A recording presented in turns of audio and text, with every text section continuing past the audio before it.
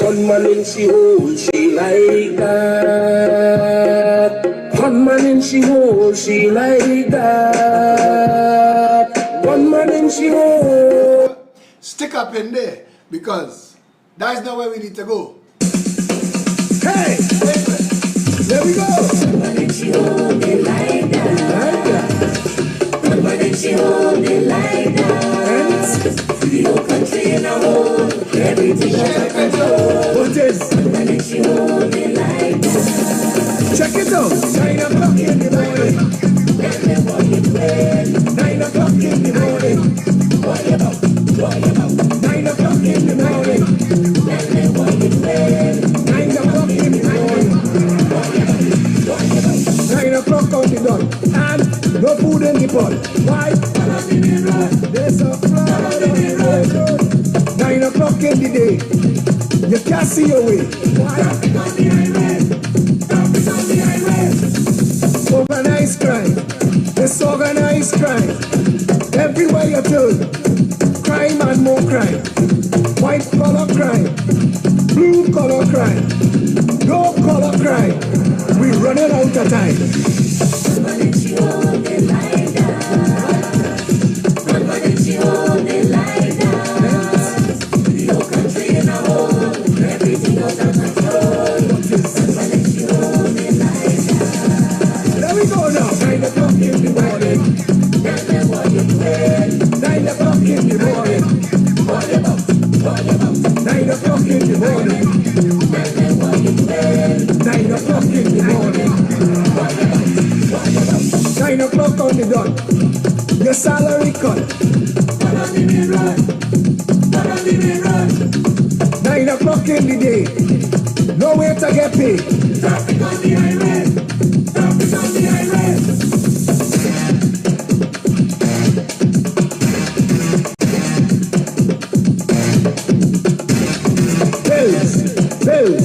Bills and more bills.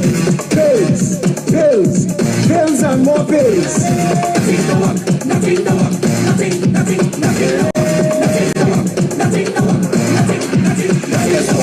3 trillion dollars spent. Nothing to show. That's how it go in a landing in below. Nothing to work. Nothing.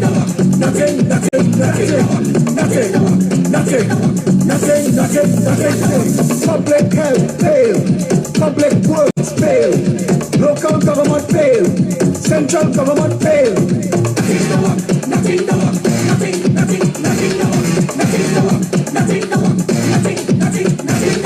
57 years. Tears. 57 years. Prayers. Nothing to work. No bread in the kitchen. No gas in the car. No water in the pipe. Everybody by the bar. Hole in the pavement. Hole in your shoe. Hole in your wallet. It's only holes for you. Nothing to work.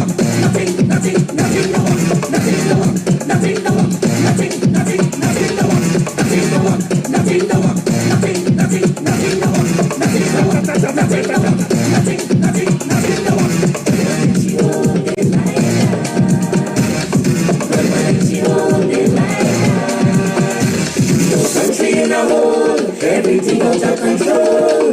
Gunman and she hold it like that. Special good evening, Trinidad and Tobago.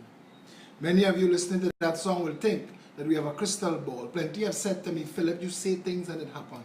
I remember when we used to run the power station, Martin Hatham, he's a regular. And he will tell you, because they are high fidelity less than 0. And we had 3 parties in a row. And one party was called Full Moon Fever. And the next week, we had the biggest full moon. It was announced it was the biggest full moon in history. And then we had another party. I can't remember the name of that party, but that one came true too.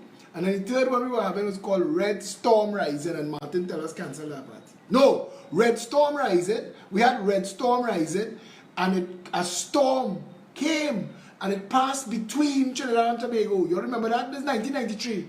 And the one after that was called Revolution. Martin said cancel that party. Cancel that party. Because we can't. Ask Martin Hitam. Ask Tweez. Ask Randolph, Barcelona, Goodrich, Code 9. Them fellas will tell you. Anyway. Good evening, Trinidad and Tobago. Today, we have started to eat the bread the devil need. And there are a lot of statements around. I want to start with the top, who appeared to be the top, Stuart Young. Because Keith Rowley, he couldn't care. He had to go and buy bath mats today. So he went to ABC, some bathroom place, to get bathroom fittings. He didn't care about Trinidad. All you catch all yourself. As long as he gets his money, he happy. Stuart Young told the nation that somebody paying all of these rioters to riot. I want to ask Stuart Young one question. One. PNM is a cult. The people who follow the PNM, who live in Morvan, Bitam, Lavantil, Silot, Bagatelle, Covey, Rich Plain, La Puerta, Saganga, Abipujad, Big Yard, Hague Street, Point Cumana, Never Dirty, Gonzales, Cocorit, just in town. East Port of Spain. The people who vote for PNM, the people who support the PNM literally till they're dead. They tell you that. PNM till they're dead. La Hoketa Talparo till they're dead. PNM. So, the people that will put up with all our misery and squalor, with all that comes with living in a country, being black in a country ruled by the PNM, and they put up with that for all these decades, who have enough money to pay them to riot against the PNM? Who? Because it's no small handful. Who have that money? What kind of money that was? Because the government, if I am to believe the Auditor General report and the Commissioner of Police, the government has been paying gang members to paint HTC House Complex and giving them contracts, millions of dollars. So, to buy them from the PNM, how much money that took? How much money? And who have that money? And the kind of money you're talking about moving there, I ask you, Stuart Young, provide the evidence or resign. Provide the evidence to the Director of Public Prosecutions. Let the Director of Public Prosecutions issue the instructions to arrest. Because I know that you think you're a spin doctor. And I know that you think that you could chain me up. But I tell you, Stuart Young, unless you produce evidence to back up your claim that there is somebody in this country with so much money that they could buy the PNM out of the PNM, I tell you a lie. It's not the first lie you lie. We catch you lying hand over fist over Delcy.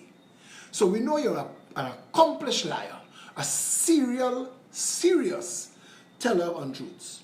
So there's nothing you could say, Stuart Young, that I will believe. Nothing. If Stuart Young tell me rain come in, I leave in my umbrella home. I prefer get wet. Nothing Stuart Young tell me I believe. I think he's a liar. Everything he ever said is a lie. I want to go further. These people who are rioting now is not just because of the alleged extrajudicial killing. Now, for a spin doctor, you're well stick. Because the time that video, and listen, whoever it is posted with all them capital letters on the thing, all you're going to make this thing hard for people to read. Pump your brakes, we're dealing with this thing one at a time. Kieran Cyrus, we opening the phone lines. You'll get a chance to call in and talk. We're opening the phone lines just now. The first person I'm talking to is Challoner Birchwood. After I talk to Challoner, I'm talking to Wayne Sturge. And after I talk to Challoner and Wayne Sturge, we open the phone lines for everybody. So Kieran, stay with us. You will have your chance to talk. Don't get stressed and don't feel, or you don't have to fight one another in the thread. All who have something to say, my number is 682-2110. Don't call it now. I won't take the call now. I will tell you when the phone lines are open right after I speak to Challoner and Wayne Sturge. The Plantation National Movement, that is headquarters at Balize House, has destroyed the entirety of this country. The entirety of this country. Stuart Young as spin doctor, that video that made the rounds, you was to address that early. Early. Because you knew there was going to be a response. You had to know. On the heels of George Floyd, it's not so easy, it's not so difficult to beat the people into a frenzy. You was to put out a response early. The officers, you see, in New York City, I tell you again, Gary will tell you. So I'm hoping Gary takes massive action. In New York City, anytime a police officer commits a questionable kill, that's what they call it. Anytime they commit a questionable kill, the police officers have to turn in their gun and their badge and stand up while it is investigated by internal affairs. Because it has to be so. The whole relationship between the people and law enforcement is built on trust. It has to be built on trust. And again, Rachel Sukdio's kidnapping that you all have ignored sat with people. Every time, now I want to go on record and say this, I know a lot of police officers.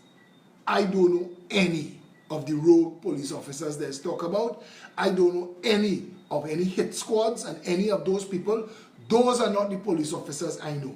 The police officers I know are good and decent people. Now, this is Trinidad, where in every community of any type of people, they are good and decent people and they are criminals. In every race, in every creed, in every religion, there's good and decent people and they are criminals. So all of us, let me come to a place where we could respect each other and each other's opinion, so the country don't fall down. What went on there in that video has to be addressed, only because prior to COVID-19,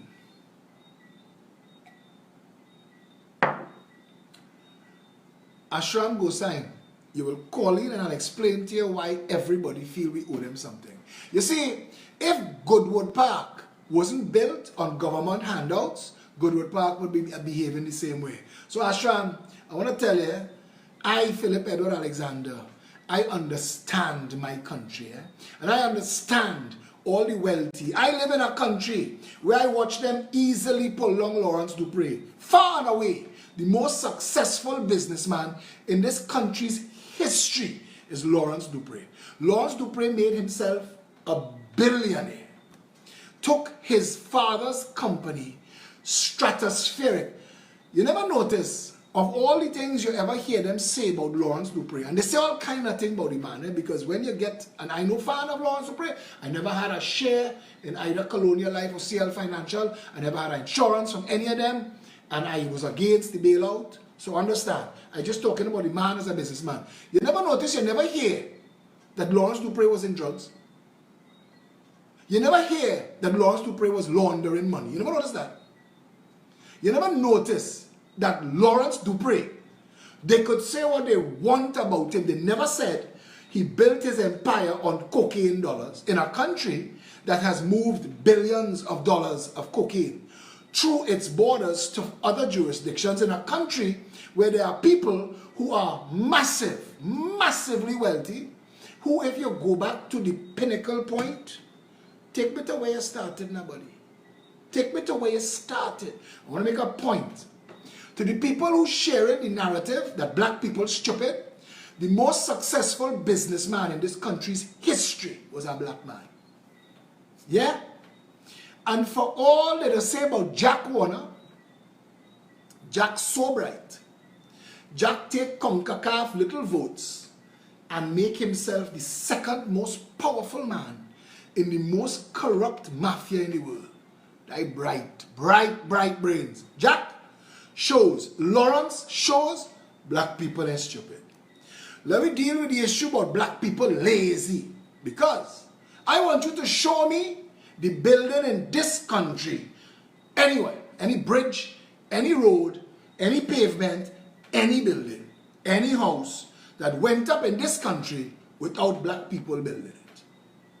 So you see all the talk that we just talk, and I'm saying this to everybody, stop that now. We have allowed a narrative to exist in this country where our black brothers and sisters are concerned, and I'm talking about it for a long time. And I'm hoping if either Felicia or Janice are on the live right now, that they could send me that same article that we read on Synergy TV. I ask questions like, how it is 96.1, 96.7, Synergy TV, those three are the black stations, not one black person own them. Three Chinese, Chinley, Gillette, Soon. And the next one, Chowlinon. Not one black person, black people doing all the thing. OB and Synergy, Tweez and Hoppy, all of them that makes it successful. And like Chris Rock had said, Chris Rock said this, and if you ever want to listen to one of the most intelligent people you will ever hear in life, one of the most critical thinkers, if you want life guidance, watch every show Chris Rock ever did. And Chris Rock said, Shaquille O'Neal is not wealthy. Shaquille O'Neal is rich. The man that signs Shaquille check, he wealthy. Michael Jordan is far and away the most successful sportsman in history. History. We know Pele and we know Maradona and we know Lara. But you have to just arrive from Venus to not know the name Michael Jordan. The most successful brand in sports, Michael Jordan changed the way sports is done. He brought sports into entertainment. Michael Jordan is responsible for bringing sports into, because names, there were names before, you know, there's Tiger Woods, there's Muhammad Ali, there was Sugar Ray Leonard, there have been other black brand sports people. But Michael Jordan, I would argue that more white people are crying diehard fans of Michael Jordan than they are black fans. Michael Jordan crossed over everywhere. And for all of that, when Michael Jordan left basketball and tried his hand at baseball, the white owner of the Bulls said he was paying Jordan's salary. He said he can't earn me no money as a baseball player, but he changed. He said he makes so much money for all of us. They make no, I have no problem writing him, paying his salary. Elizabeth Williams, I don't think you should make a statement like that. This is a lot deeper. Now, I say that, and everybody will tell me, Philip, you and Gary is friends. And I say this, Gary Griffith is my friend. But you all know me long enough to know. I have uncles that just fight with me on Facebook. I don't stand for shit. I don't. I really, really don't. If somebody wrong, they're wrong. Me and Gary cross-thread on Facebook for days over Faris and the children and the guns and Kamuto. So if you ain't know that by now, you could come off the thread. If you ain't know me by now, you could walk away. No, and I have no problem with that. Yeah? And seriously, Dana, you should watch that show. Ato Boland was on a show with me and we were talking about these issues. How easy it is for people who are not black to misunderstand how hard it is to be black. And to be black in Trinidad, you see, there are black people in Trinidad who cross over, who are just normal and have no problem.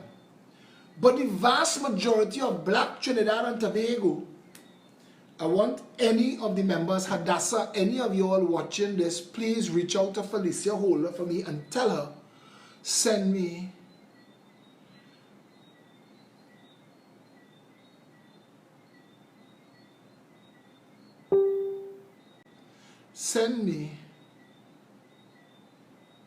the thing that she knows what I'm talking about, what I read on Synergy. I want to read it again because it's not about race, but you see, we live in a country where it is becoming harder and harder to speak freely. The people who own and operate the PNM and the UNC are using them in the legislature to write laws and hiding laws in all kind of packages of miscellaneous updates to laws that changing the way we are allowed to do things. Let me give you an example. The defamation statute in Trinidad and Tobago. The defamation statute in Trinidad and Tobago is until it gets before a judge, all of the exchange is thuggery. It is literally a lawyer threatening you, the power of the courts to come down on you. A lawyer threatening you and saying, my client don't like what you say. This is extortion. Eh? My client don't like what you say. Pay him some money and apologize and we will leave it there. No, that is literal extortion. Because I keep asking, on what authority do they have to do that? Somebody wrote me and told me about a lawyer sued them for their opinion of something on Facebook, and they didn't know better. They got scared because the average Trinidad, the first time I get a lawsuit, we make a mess of it. It was the first time I was ever sued. The first time I was ever sued. I didn't know what it was. I didn't know how the system worked. And the whole system, I didn't know what the pleadings and the argument. It's not like law and order. The whole thing that's happened before you ever get into the court, and then the exchange is take where they read back what everybody say back and forth. And I didn't know any of that. I'm not going into it too deep here. When you put me in Parliament, we will change it. We will make it work properly. We will fix it. But for now, having become the most sued politician, but not sued because a lot of them write in pre-action protocol letter, but it's still a reaching in the court. We're spending money by lawyers because we're answering you, because we have to. You see, I can't answer you. I have to have a lawyer answer, so that starts running money right there. And we're spending real money for that. And on this, and I want you to understand that in this country, it's difficult to speak. In this country, it is getting harder and harder to speak. I wanna use George Floyd's statement. The democracy can't breathe. It cannot breathe in this country. If you say that Faris Al-Rawi as Attorney General and his brother-in-law Michael Nahus, if you say that they engage in corruption and kickback to get rental for 1 and 3 Alexandra Street, and they want to sue you for that, they could send a pre-action protocol letter to you asking you to pull that back and pay their money and promise to never say it again. That is an insane situation. The defamation statute supposed to go before a judge. This is how that legislation is supposed to be written. That is supposed to go before a judge and you're supposed to prove 2 things. How you are defamed and how you lost. Because you don't have defamation if you cannot suffer loss, like UDCOT. UDCOT is suing me for defamation. But UDCOT cannot suffer loss. UDCOT doesn't need a reputation. UDCOT is a channel for public funds. They just receive public funds and spend public funds. So you could think that UDCOT is the most criminal. Let me tell you what somebody said about UDCOT. You could think UDCOT is the most criminal organization in the country. It doesn't make a difference to UDCOT because UDCOT still gets their money and they still operate, so they cannot be defamed. They cannot be defamed. But I want you to hear something. And today, every school child in this country knows, and today, Every school child in this country knows that there's something called Udicott and it smells to the high heavens. And today, every school child in this country knows that there's something called Udicott and it smells to the high heavens. Now that was the second most powerful member of parliament for the PNM, backbencher Keith Rowley, when he had fallen out at Calderheart and went to town with Patrick Manning. That's what he said. Today, of Trinidad and Tobago in August 2003, as a minister of government in Trinidad and Tobago, a PNM minister, and told him that there was bid rigging taking place in Udicott. Bid rigging. Bid rigging is when you create a scenario where no matter what happens, the outcome that you want to be the outcome looks transparent, it looks lawful, but it's really corrupt. Keith Rowley said he went to the Prime Minister of Trinidad and Tobago in August 2003 and told him that there was massive bid rigging taking place at Udicott. He says later on in this video that it was 10 times worse than what took place at Piarco. It is Keith Rowley that told the nation that Ish and Steve and company stole billions through Piarco. So let's be real. Let's be real. I cannot defame Udicott more than he defamed Udicott. I cannot. He did it with parliamentary privilege. But how come Udicott didn't fold up and go out of business? Because they cannot be defamed. They do not need a reputation. NHA became HDC. Tate and Lyle became Caroni Limited. There is corporate irresponsibility amok in this country. I just wanted to get you to understand that for the average person in this country who wants to speak up and speak out, they can't. They cannot. Because we are employing the power of the courts in Trinidad and Tobago. We have a contempt of court law that is so far-reaching that you can't even complain about the performance of a judge. In the United Kingdom, the Westminster system that we copy, the Commonwealth that begat us, whose law, our law, are predicated upon, you could write on the front page of the newspaper, all them judge full of shit. And they lie, and they cheat, and they steal. You could do that in the United Kingdom. You can't do that in Trinidad and Tobago. In Trinidad and Tobago, our laws are set up to silence dissent, democracy, free speech, so we do not have it. A proper government wanting to entrench human rights and civil liberties will rewrite the defamation statute and abolish that version of contempt of court, because that is not contempt of court. What should be contempt of court is Noel Garcia, who refused to testify, the current head of Udicott, who refused to testify about Las Alturas and got a $2,000 fine. He should be in jail for contempt of court because a commission of inquiry duly executed by the President of the Republic, he didn't give a damn. And that is contempt. Not talking about the performance of judges, but we still live on a plantation. And on this plantation, and Challoner, at any time you want to call in Challoner, I take in your call now.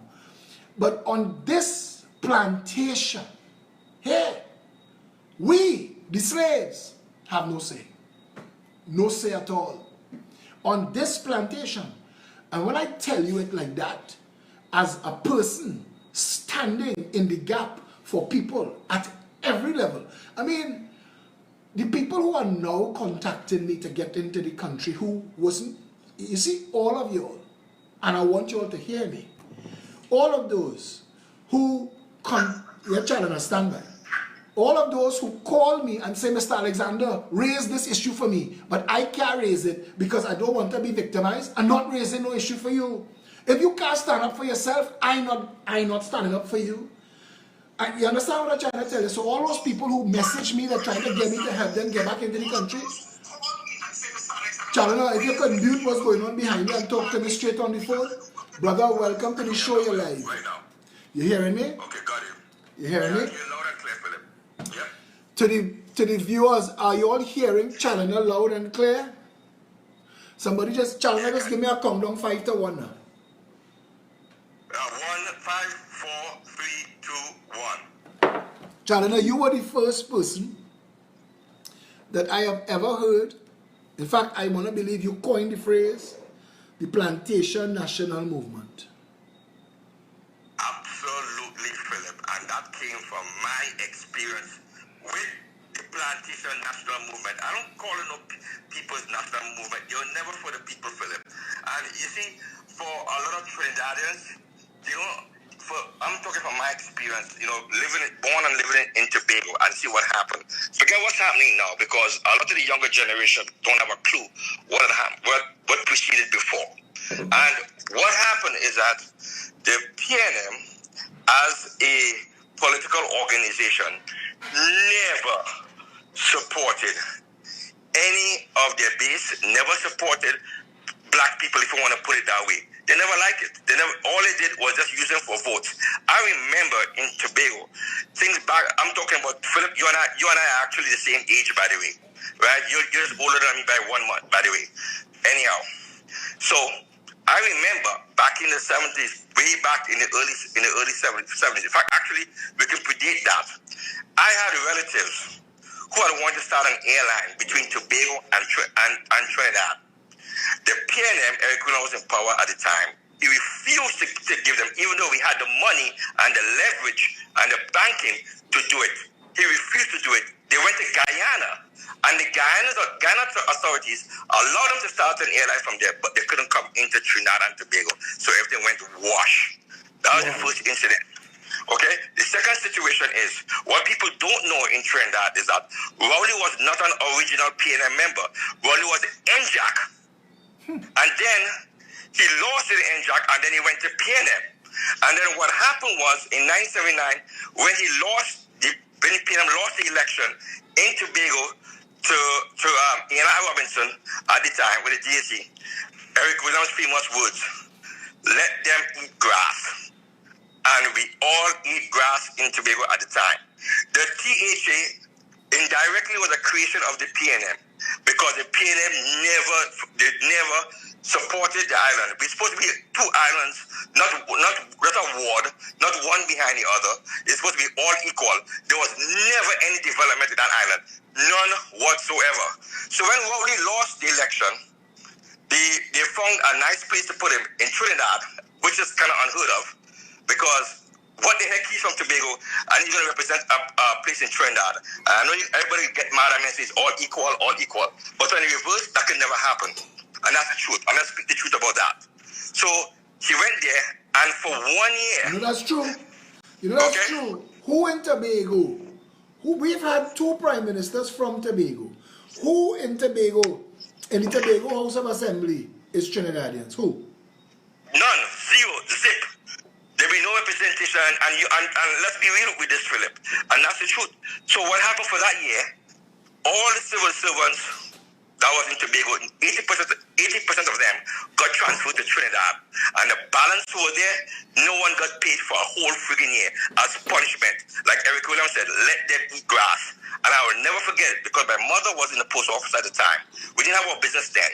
And my mother, for 1 year, she never got a salary, and we had to subside. So what happened is that a lot of people had rejected the PNM because they realized for the organization for what they were.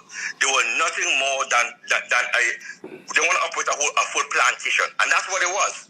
And what happened is that the THA came into being because of the fact of the inequality that was going on. And I will tell you many times, Phillip, and like I said, I know you from my perspective, and you hear from Winston's perspective.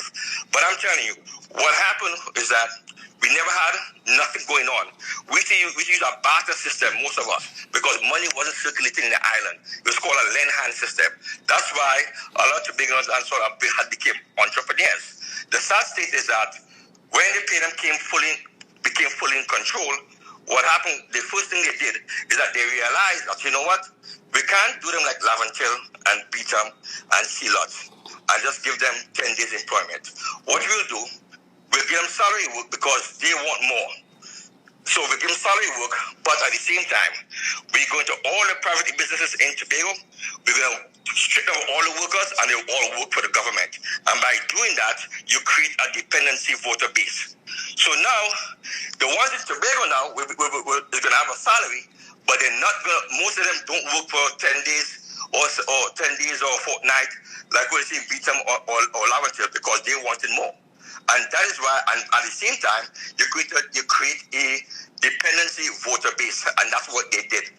That's what they did. You know what, So, Charlie, I want to say this, because Robert Amar had raised this issue. Tobago is ultimately, we're having some little difficulty. I know they're trying to interrupt this broadcast. If they do, if it cut, we'll start over. Tobago is basically two constituencies, Tobago East and Tobago West. Yet, Tobago benefits from a much higher budgetary allocation than the rest of the constituencies. The central government is supposed to pick up the costs of all the things that it picks up that links the two islands. So the justification for the money being spent on Tobago is, as you say, because somebody said to me it is as high as 70% of the people of Tobago who are directly employed through the THA. Directly employed, and that's the intention. So we are using public funds to pay for a PNM voter bank in Tobago. That's what you're saying. That's what I'm telling you. How is that how is that not a criminal act?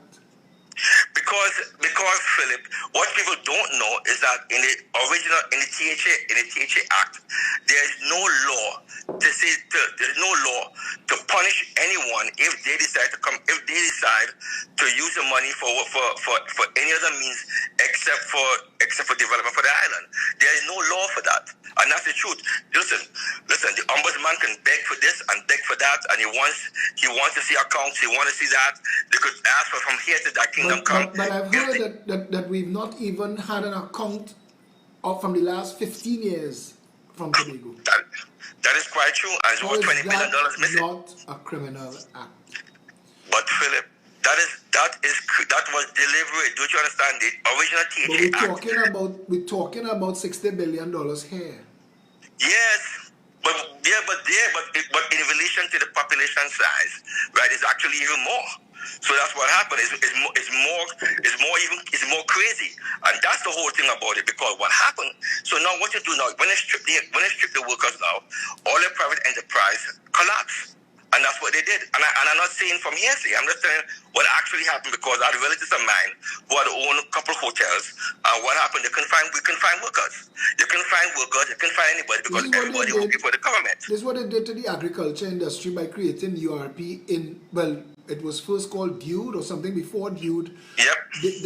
That is the same model that they used in Trinidad to destroy the East Indian power base. So that's right. But I'm saying to you, how could the use of public funds, HDC as a voter padding machine, the creation of houses in marginal constituencies to swing votes, how is it not a criminal act to use public funds? All of this, why is there no authority of state to investigate these actions by the government for such malintent? And before you answer, to those of you who are watching me now, I'm speaking to Chalana Birchwood. He's one of the founding members of the Progressive Empowerment Party. He and his brother Chester, and they were originally from Tobago. Where you all live now, Chalana?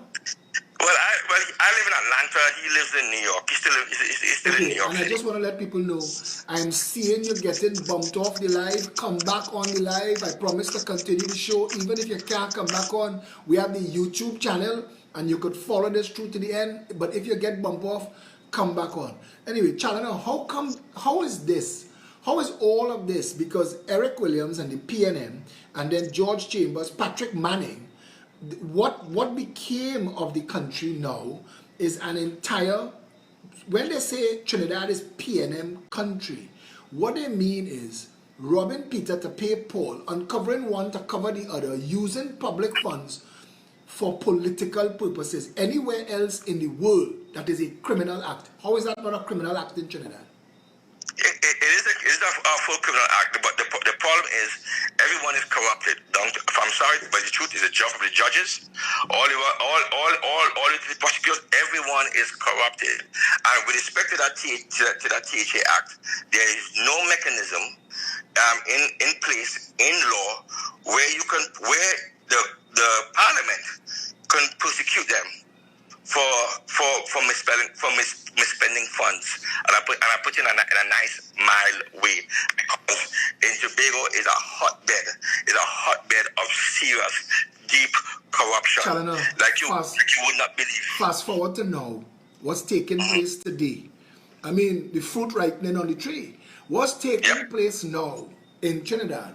For Stuart Young to say that somebody paying these people to riot in a country where Calypsonians do not sing freely, where Calypsonians, the majority of Calypsonians that you see year after year qualifying for the big yard are actually on PNM salary in some way, somehow. I've been told, Calypsonians have told me, who have been frustrated out of the Calypso business, how difficult it is, how Tuco picks and chooses regardless of what you say.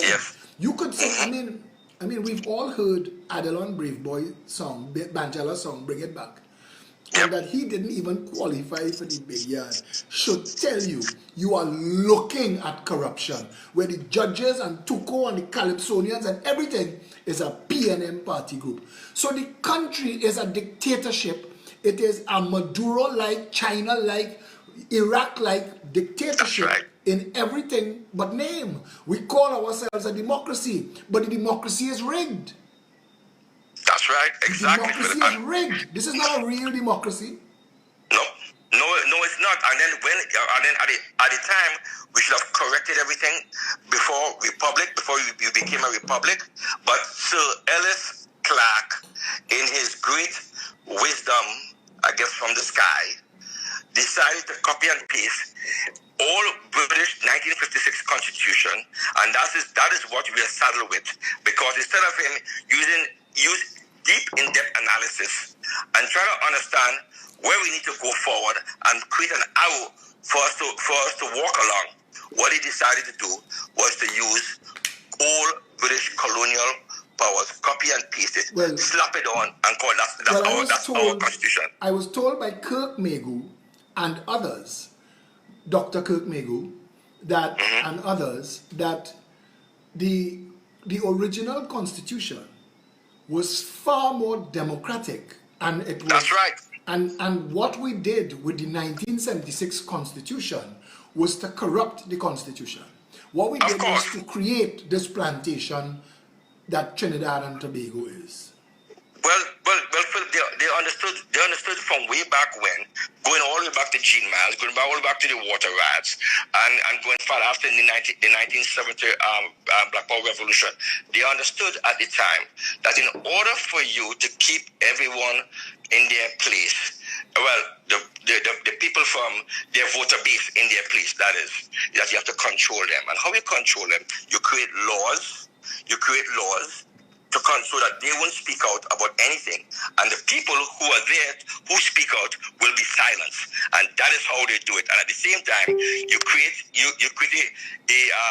party or an organization that's behaving like the Gestapo, and that's what they do. So they go in there and they give the people basic ideas, just enough for them to just live on a day-to-day basis, because you know what? When they live on a day-to-day basis, they will always come to you for a handout, and that is exactly what happened. And I always tell a lot of Trinidad, especially in the Mova area, be a little smarter than that, because you learn to leverage your vote. Don't listen to what Tanti say, what your grandmother say, right now. They live their time. Use this your time now. This way, and you have to think about your children. You have to leverage your vote. Do like what Tobago used to do, where it's a flip the vote, right? And that's why Tobago has that high leverage, because many times before before, they used to flip the votes, and by doing that, everyone used to court them to try and get the votes in order for one party to win over the next. That's how they're supposed to do it. But you know what goes on now in Trinidad. So this concept in of die-hard PNM that Fitzgerald Hines sells is really a lie. It's an illusion. It is public taxpayers' funds through the entire public service, through handouts. So it's from the top down, through the THA. Yep. So all of it is basically one massive piece of corruption. Somebody said to me, our reporting structure is so antiquated and controlled that we do not know how corrupt we really are, and that on the corruption index globally, Trinidad is actually understated. We should be in the top 10. I want to tell you something. Somebody in the oil industry did a video with me. Somebody was from the Middle East, and he was in Trinidad to deal with this government. And he did a video with me before he left, but he didn't want to come on camera. But if you go and search in my videos, you'll find it is his voice, not his face, not his name, masked. And he said, Trinidadians don't understand that the trillions of dollars that came into Trinidad that was stolen, that's not all the money that we were supposed to get. That's right. That before it even came into Trinidad, corruption was taking place and it was stolen outside.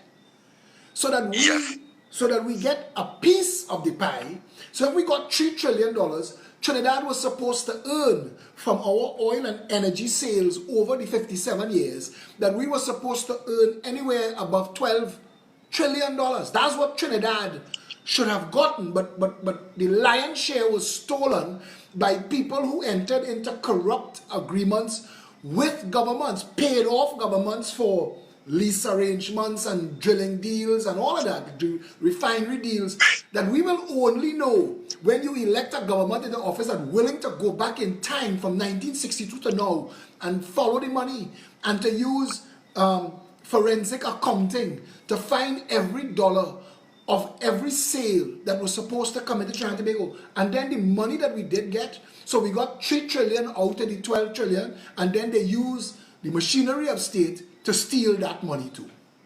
Well, Philip, if you want something even more nasty, listen to this.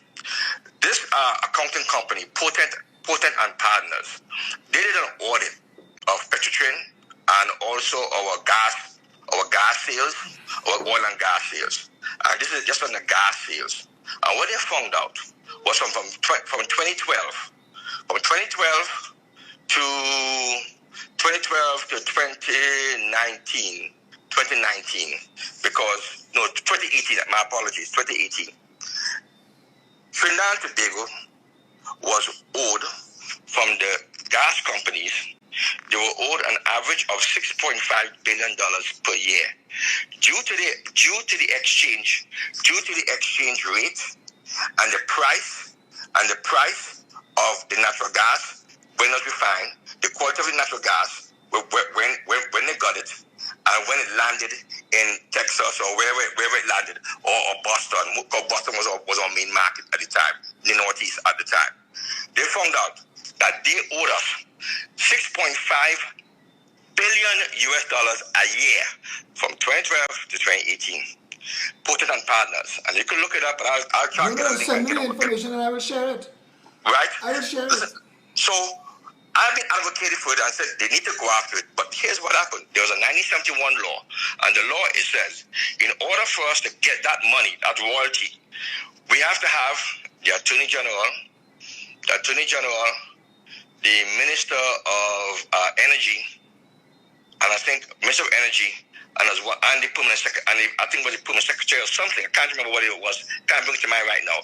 They all have to come together like a quorum and decide that they're going that we have to get that money, and that's all they have to do. Just say yes, we have to get it, and those energy companies Shell supposed to give it to us. But if the if the office holders are themselves corrupt, Challenger, that will never happen. If they're taking their bribe in front, if they know that they getting their share and riding out, they and the family go in. Well, Philip, when I did that thing with Petro and I did a deep analysis, and I see all the cross currents and all the connection between one minister and the next minister, and Espinay and Alison, what's her name? Alice, I forgot the name, the other permanent secretary. She used to work for him, and I mean, also the fact that you had to stick a pin in the names, because you not here, but I am. So you have to stick a pin in the names. But I want to tell you. Well, it should. Yes. Yep. I heard you loud and clear. So anyhow, so when you see people came and they took the money and they spent billions of dollars and they use this the one person, one minister used to work as an analyst for Credit Suisse, and same Credit Suisse is the same one who went and created the expensive loan for the World GTL when they didn't ask for that large amount of money, but they did it. And the second part of it was that the 1 billion that became 13 billion. That's right. So what happened to that? What happened to that $12 billion? $12 billion. Well, that's vaporware. And then a new company that came in, Nikon Energy, and they said, and everyone said, well, you know what, Nikon Energy will take over. But the owner of Nikon Energy itself was a guy who created the so-called gas master plan in 2003, allegedly, and he got it for $30 million, but it wasn't $30 million. Funny story. Again, we'll stick up in there. I want to ask you a question, right? I want to ask you a question, because where we going right now, the country is financially exhausted. The government is taking money and spending money without sense. I mean, they're suing me for asking the question, how in heaven's name did we spend $17 million to renovate a cottage that cost $2 million to build? That's like Trinidadians getting in an outrage of Jack Warner spending $5 million to pull up a fire engine that costs $1 million if it costs anything at all. And my point is, the fire engine and the cottage on President's grounds is the same thing. And you cannot have convenient outrage. You can't vex with Jack and vex with Kamala and don't vex with Rowley and don't vex with Judicott, because they could sue. They have no way in the world. The Red House costs $500 million, with down the road, Nicholas Tower costs $100 million. And Nicholas Tower is 20 times the size and built from scratch. And I'm just saying. Philip, I don't know. I just tell like it is one last thing. I mean, I know we went on for too long, but just one last thing. Going back to that Tobago airport expansion, is $1.6 billion that was given to our so-called Chinese company, who was banned by the World Bank. Now, pay attention to this.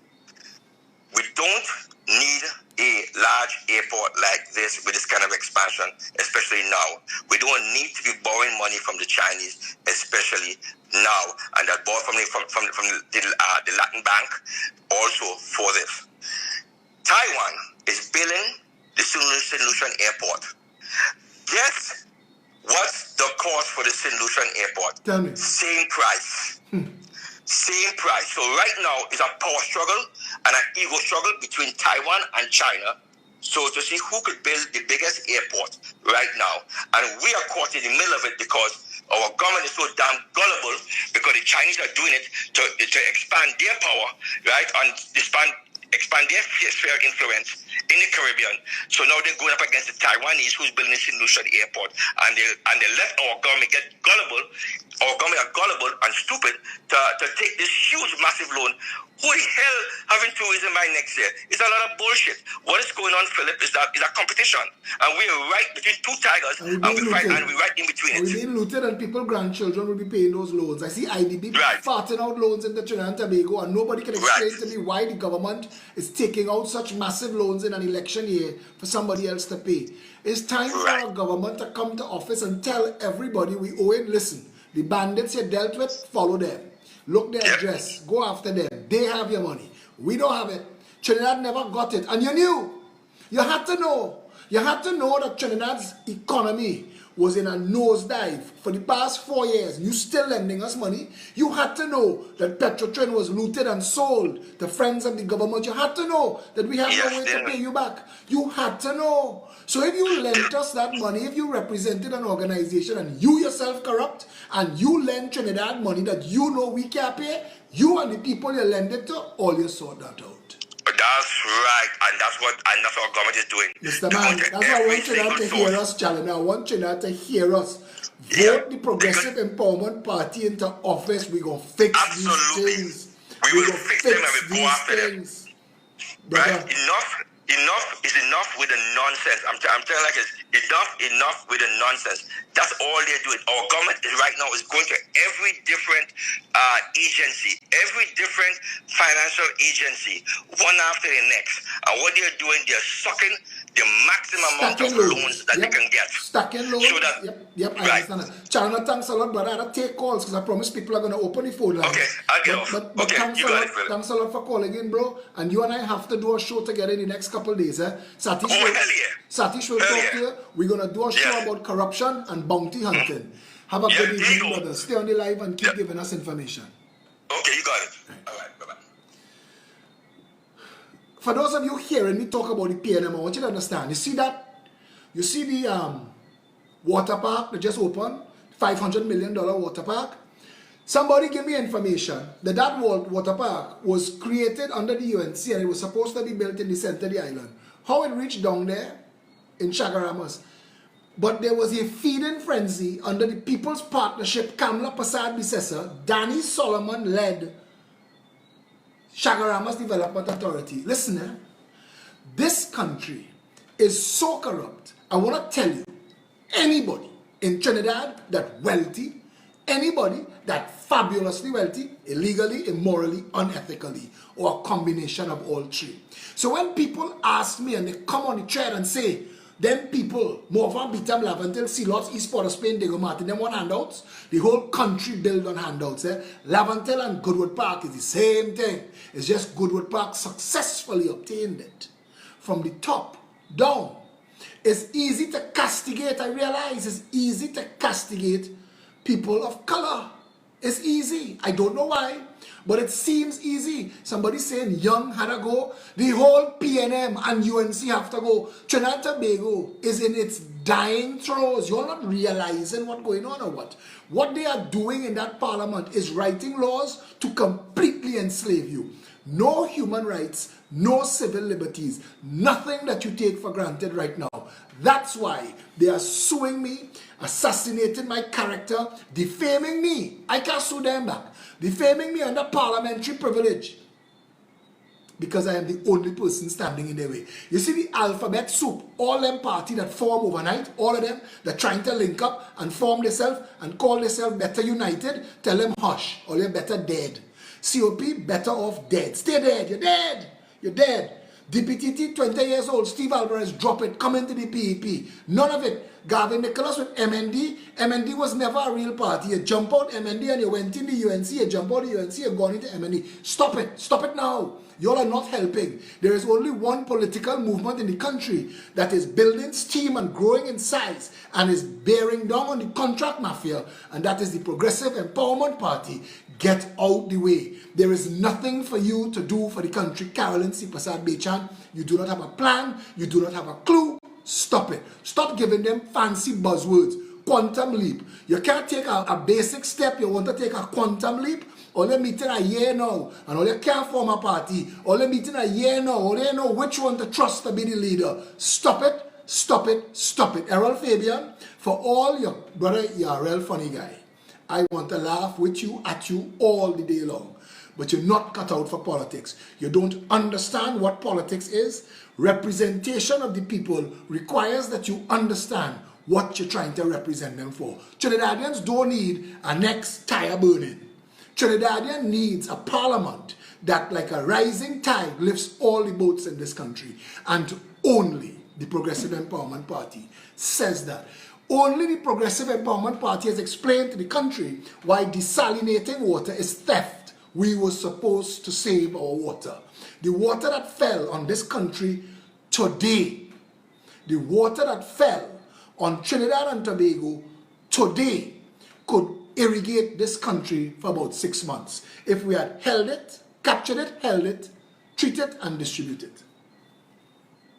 But we desalinating seawater and paying $500 million a year to desalinate seawater when we get 10,000 times more water than we need from the sky. And Carolyn Sipasad Bechan said on my show, she thought the desalcut was a good idea. The Congress of the People sat in that parliament while the People's Partnership government was rampaging through corruption. And I say that without fear of contradiction. Just what took place in the Shagaramas Development Authority was a looting of millions of dollars. Understand this. When they tell a man, take land that should be worth, if you valued it, land that should be worth $5, $6, $10 million and pay $3,400 a month, that means if you are paying in installments, I have given you the land for the next 10,000 years of installments. An investigation into CDA under the People's Partnership government, just CDA, will make Kamala Prasad Bisesa hush. And we need her to hush. She's leading people astray. And the only reason they're getting away is that you're leading people astray based on race. It is time all our people united on the ground. On the ground. It ain't about burning and looting and pelting and killing. That ain't helping you. Voting will help you. You have a real chance and a real champion now. A real champion. Give me the parliamentary privilege. Let me tell you what really went on in this country. Let me tell you what happened from our first recession to now. Put Phillip Edward Alexander and the Progressive Empowerment Party. You see my team? My team wasn't me sitting down looking to link up with Kirkwaite and link up with Nikolai. My team is brand spanking new people, civic-minded patriots who came out. You know what we do? You know what we do? We work our people so hard in this party. It ain't easy to be in the pep, you know. Leadership in the Progressive Empowerment Party, it ain't easy. That's why Tony couldn't take it, ironically, and gone in the COP. Because in the COP, to be a member is to have nothing to do but show up. In the Progressive Empowerment Party, and he knows, but that's a story for another time. In the Progressive Empowerment Party, leadership is a verb. In the Progressive Empowerment Party, position is a work. When you get a position tonight after this video, tonight, right now they're waiting on me. Tonight after this video, we have a leadership meeting. And I am going to either be late or absent because this trumped it now. But what is going on in Trinidad and Tobago right now is a complete absence of leadership. This country has never had it, and it is time. What is going on in Bitam is as a direct result of planned incompetence. This is not an accident.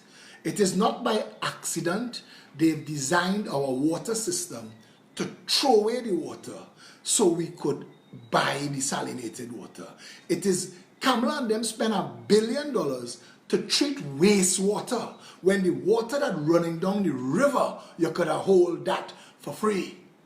For free. Understand what I'm telling you? PNM, UNC, two sides of the same cancer, you know. It's the same diagnosis. It's the same corruption. It's the same divide by race according to your base. Who is your base? When the UNC and the PNM talk about who their base is, what do you think they're talking about? What? Because they don't have different ideologies. Both of them stand for the exact same thing. Divide, rob, and rule. Look at it.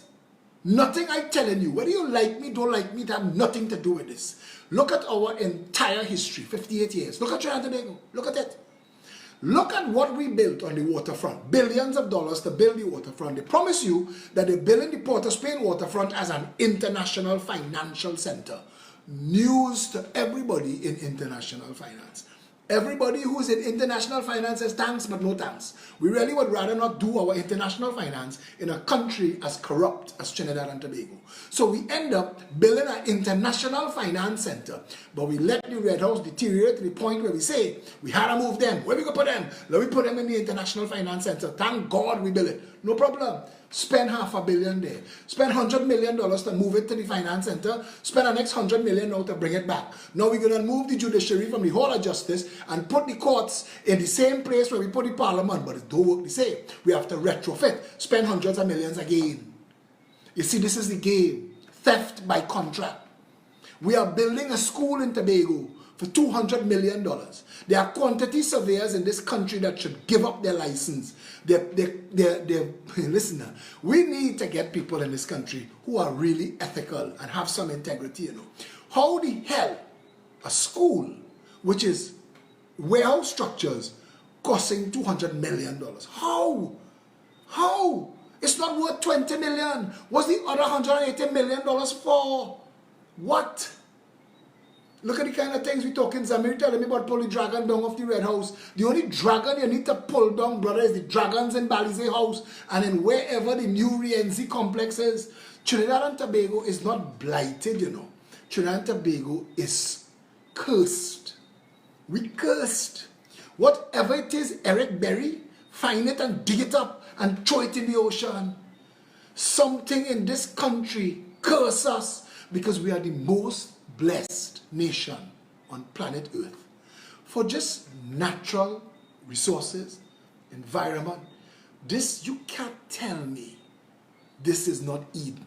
You can't tell me this country that has so much more than any other country could have our police officers face off against citizens of the country today who are just fed up. We have frustrated people to the point where they're ready to kill and die. And now we're taking our good and decent police officers who we stressing to lock them down and hold them down because people frustrated. People frustrated is how much years of stress, how much years of hunger, and this bullshit we want to talk about the lazy, they choose that. They choose that. That is the same thing, and the people of East Indian descent who saying that bite all your tongue, because that is what they used to say about all as the recalcitrant minority. It's easy to debase people in this country by undermining their personal value. Black people work very hard. They've been denied the opportunities to climb the ladder. The best thing to happen to the East Indian community in this country is Eric Williams cut all off. So they get to develop outside of the plantation. Ironically, the Agriculture Party. The UNC is a beneficiary of work that Satmaraj and others did that organized the East Indian community, built cowsheds to educate East Indian children and send them abroad to school. Mother and father taught, save, save, save. Pay for your children education. Let Pandey tell you what he had to do to go to school, acting, theater, all kind of thing. My son's grandfather, Justice Zainul Hossain, shovel coal, play trumpet in bar to pay for his law degree. Fast forward 50 years later, and the poor grandchildren of Africa who were identified by the PNM as their voting bank, go and listen to everything Dr. Morgan Job ever said. That man gave his life trying to free the slaves. He is Trinidad's Harriet Tubman, Dr. Morgan Job. What he said, if every black person in this country understood, I said that to somebody, the day people get in Trinidad and Tobago, the day they understand that every dollar in that treasury is supposed to be spent on them and their children because it's theirs. We are see riot yet.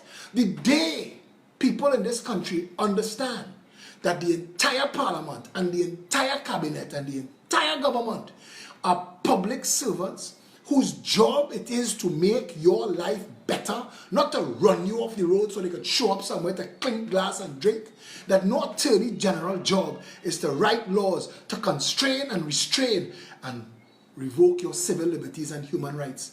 There is a demand now for us, the people of Trinidad and Tobago. 682-2110 is my number. If you want to call in now. 682-2110. Do not give me any kind of sedition, any kind of threats, any kind of violence, because I'm telling you, I'm not answering block numbers. And if you call and you say anything that breaks the law of the Republic of Trinidad and Tobago, if the Commissioner of Police asks for it, I give him your number. Every pot standing up on their own bottom. Because like you, I vex, and like you, there are things I would like to say, but I can't, and you can't either. Do not abuse the open phone line to do it. 682-2110. Anyone put Morgan Job in Columbus Square. Well, the entire talk shit now. The only thing that we should be doing in Columbus Square is finding all the homeless people and taking care of them. All the effort we're going to spend in Columbus Square, spend it on the homeless and the poor and the destitute. I fed for years a couple in that Columbus Square. A man and a woman that were dying of AIDS, full-blown AIDS. Parts of their bodies, parts, chunks of flesh missing.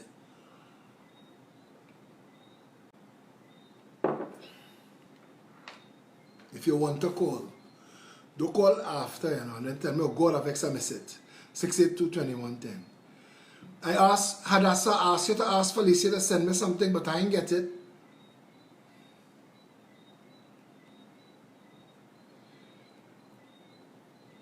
When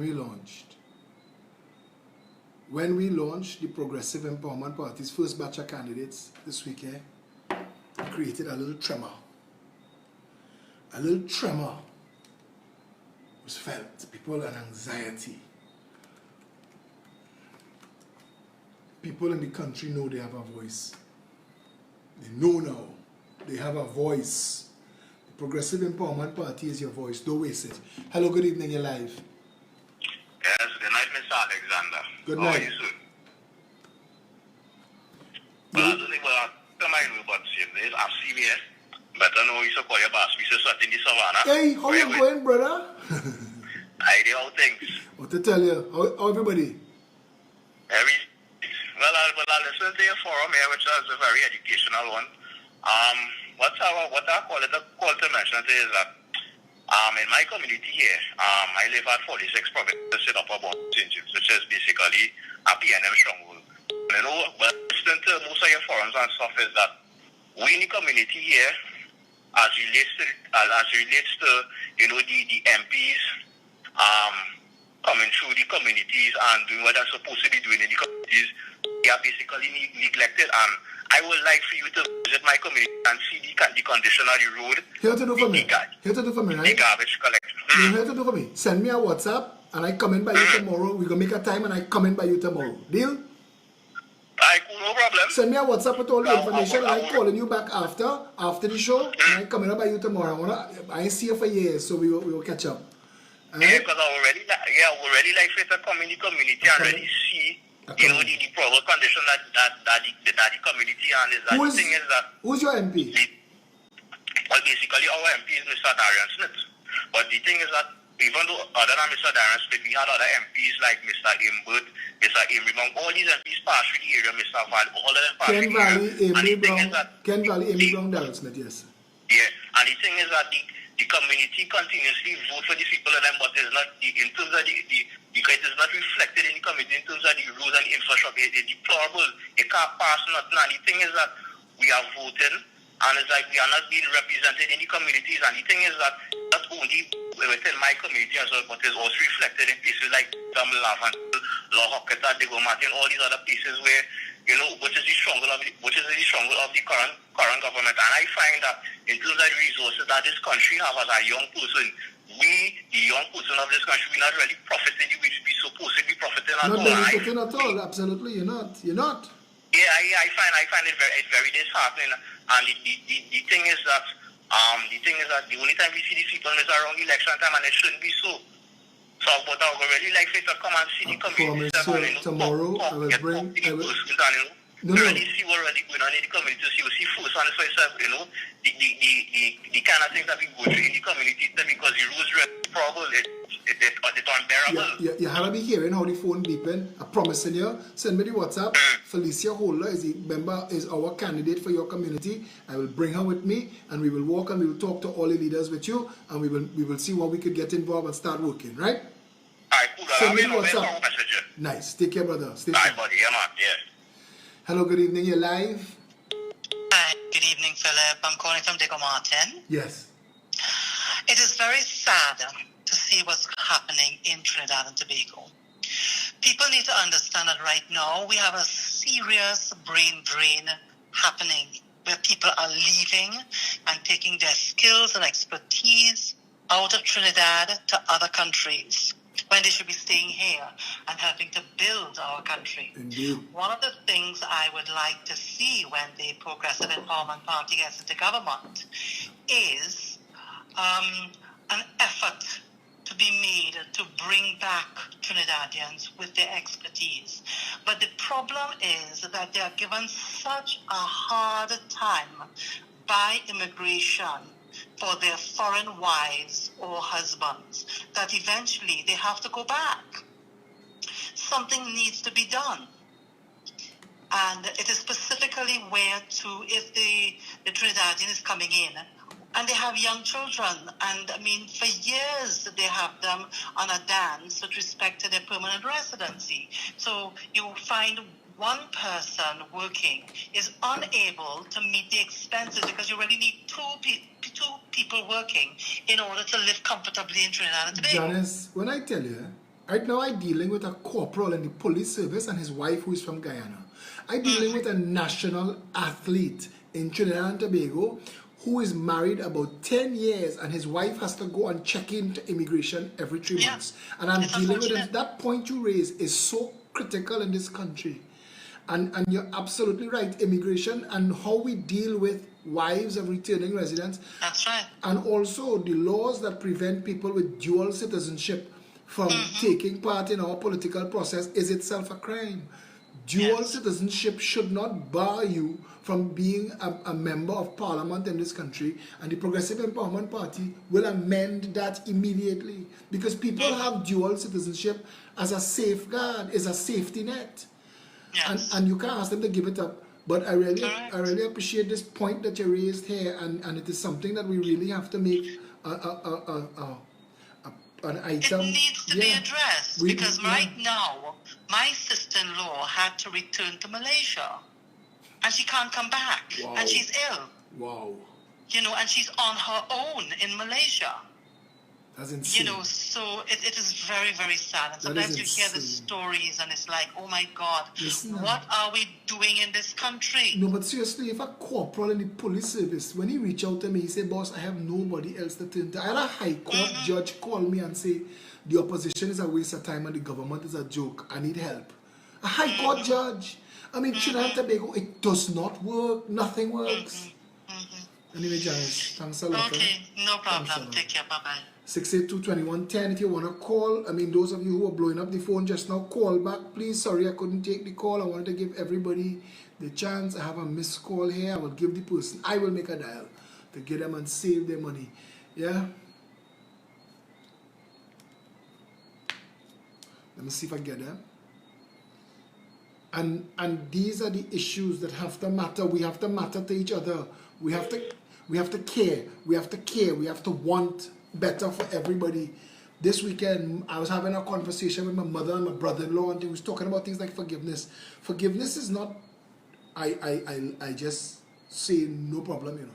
Forgiveness is when you want for the other person what you want for yourself. That's forgiveness. And we need to forgive each other. We need a healing. This place need a healing. When the PNM created, I shouldn't say created, they took advantage of the colonial separation of races, because divide and rule was created by Europe, and England is the country that did it to us the worst and separated the blacks from the Indians and created that margin between them. Hello, good evening, you're live. Hello? Yes, hello, good evening. Mr. Phillip Alexander? Speaking. Sir, you're speaking your language that this nation needs to hear. I just have to ask one question. Where can we get some brochures with your policies that we can work and distribute throughout this nation, to the community and all the nation? Where can we get some brochures? We actually have brochures printing now, reprint, but if you send me a message, do you mind sending me a WhatsApp or a Facebook message so I can put you onto Hadassah or Debbie Lee and any of the crew that could make sure that you get things in your hand and bring you on board and assist you. You mind sending? So, well, what you need to understand though is that we have a lot of people on this end of the island.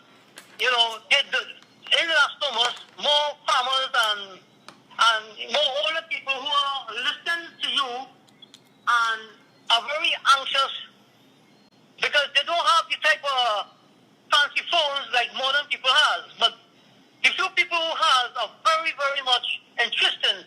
You are moving people, but we need to help each other out because we're talking the language. Absolutely, I need you, and we need to work together. That's the only way we listen. That's the only way we curing this cancer. You know, is all of us have to stand up now, side by side. That's right, sir. You are making people, you are educating people, what they didn't know, and their eyes are opening.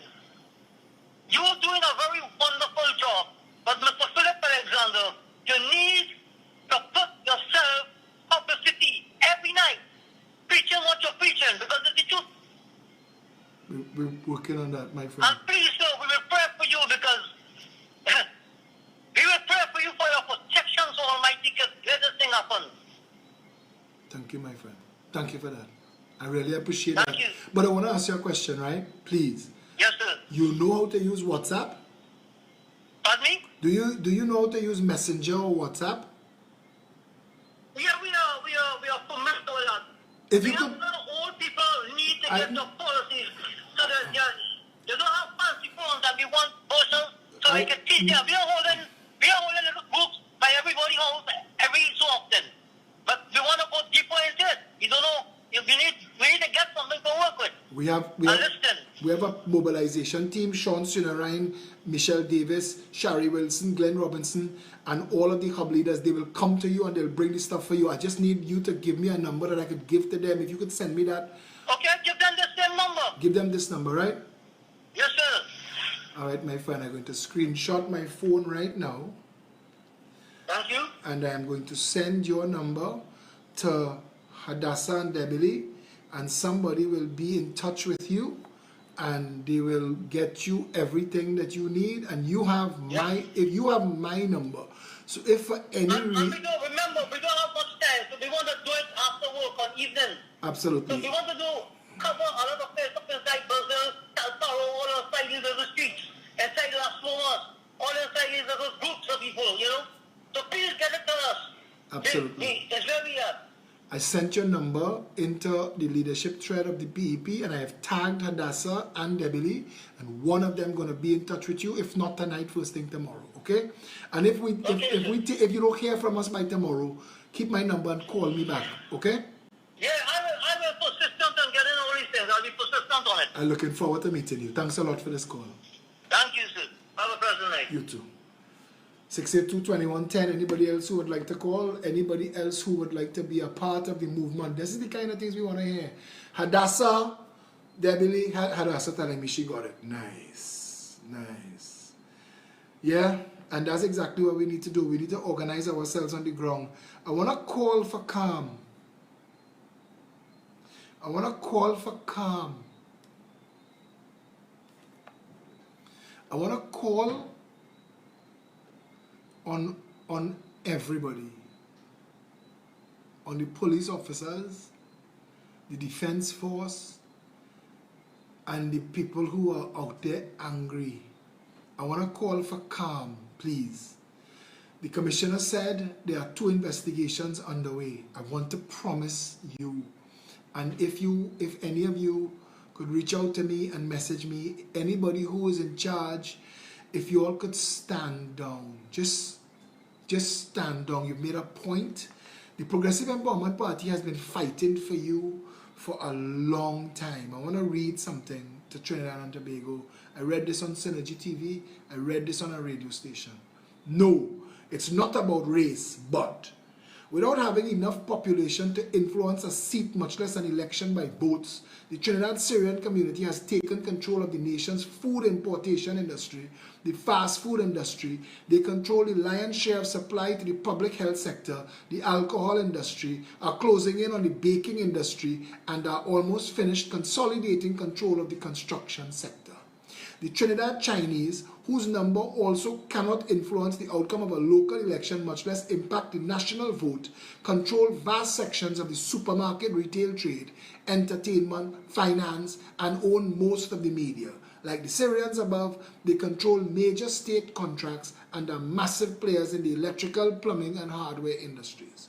Who owns all the car dealerships, the insurance companies, the malls, the real estate development companies, even culture? Who owns all the major carnival bands? What do Afro-Trinis have to show for their vast majority and the might of their vote over the past 57 years?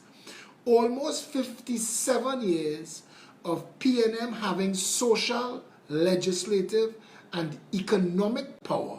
Trillions of dollars spent by PNM and UNC governments on all manner of projects.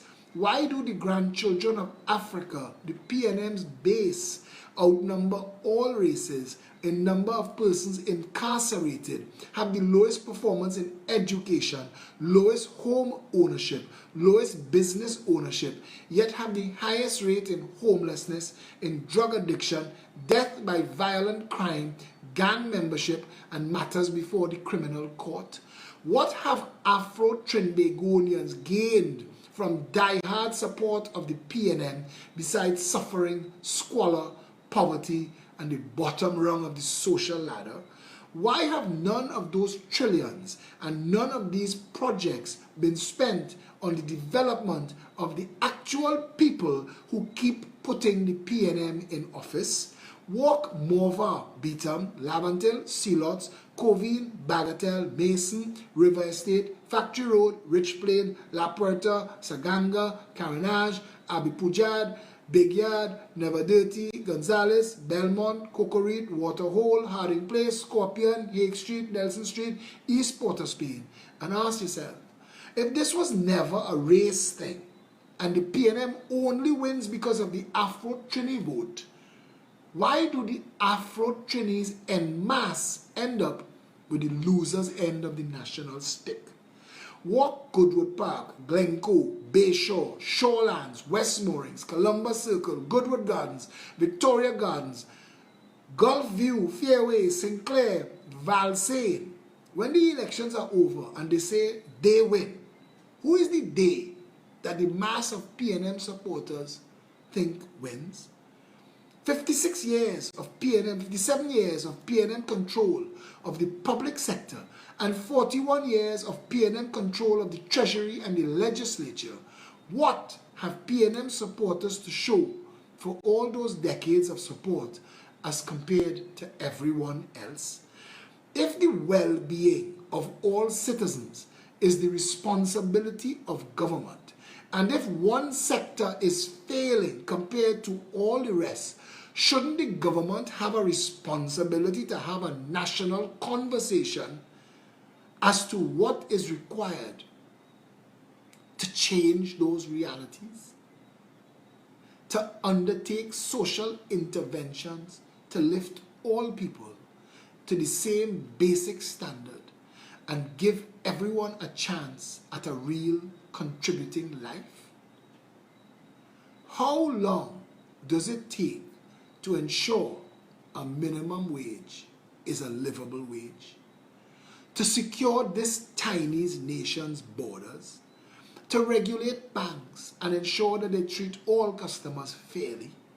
Or to make the education system functional so that it actually leaves no student behind? How long before the development of the people beyond need and labor to development and goals becomes the national conversation? How come that has never been done despite the PNM having had control of the country for most of its independent existence? Cyril, you have to call me back. There is a Turkish proverb that says, the forest was shrinking, but the trees kept voting for the axe because its handle was made of wood, and they thought it was one of them. When the numbers are counted and they say they win, what do PNM voters think they have ever won? What?